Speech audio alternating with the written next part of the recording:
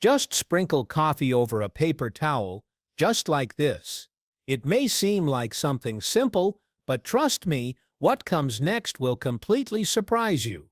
Now, we'll use just two more common ingredients from your kitchen to create something so unexpectedly powerful that it will change the feel of your space.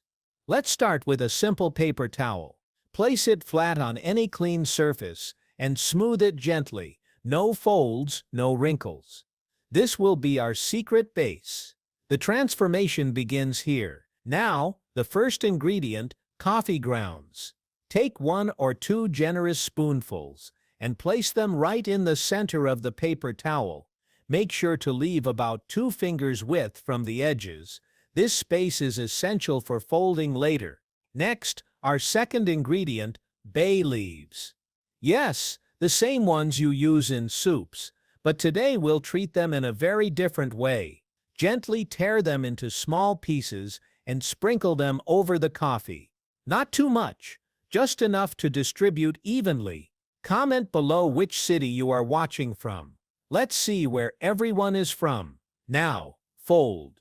Start by folding one side of the paper towel over the center, then fold the opposite side. You're wrapping something far more potent than it looks. Fold both ends neatly. No spills, no gaps. You should now have a small, soft, compact packet holding something much more powerful than it appears. Ready for the twist? Our final ingredient, toothpaste. Sounds strange, right? But there's a reason. Take a small amount and spread it over the top of the folded paper towel. A thin layer is all you need. The freshness it brings is unique and boosts everything inside the packet. Comment yes. If you're going to try this at home, rate this tip from 0 to 10.